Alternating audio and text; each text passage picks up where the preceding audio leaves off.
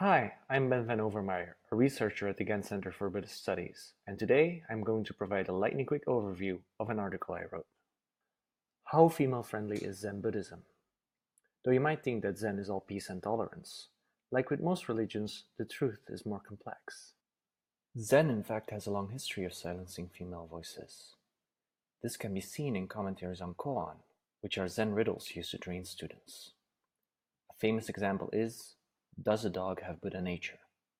The answer to which is mu, the Japanese for no. Now this answer isn't really an answer, it's another question. What does this mu really mean? The idea is though, that by focusing your whole attention on mu, you will suddenly understand everything there is, the meaning of life and the universe.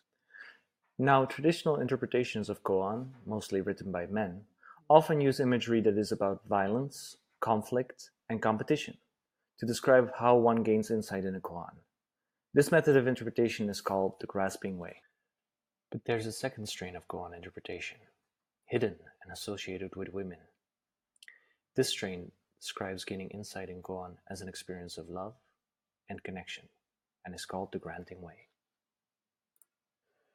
The article I wrote describes how some women turn away from the conflict of the grasping way towards the connection of the granting way. This turn happens by replacing images of violence and conflict with images of the female body and the family. Applied to the Mukan we saw earlier, traditional commentaries tell us that understanding this koan is like snatching away a sword or pushing down a weaker man. This is a grasping interpretation, where competition is central. Put off by this violent imagery, one female Zen Buddhist I studied instead compared understanding this koan to nourishing a spiritual embryo or merging with a lover. This is a granting understanding, where connection is central.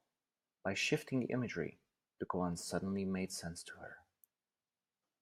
We are fortunate to live in a time when, with the Black Lives Matter and Me Too movements, prejudice and exclusion are coming under close scrutiny. Zen Buddhists too have struggled with these issues, as recent media reports on sexual abuse and institutionalized racism in Zen centers suggest. As we've seen in this video, exclusion can be very subtle, contained in imagery, but this exclusion can also be overcome, ultimately paving the way towards a more inclusive Zen Buddhism. Now, you must have a lot of questions, but I can't answer them. Okay, that last one isn't even a question. But all I can say is, if this interests you, read the article. If you still have questions then, feel free to get in touch with me. You can also visit my webpage or that of the Center of Buddhist Studies via the web links below. Talk soon!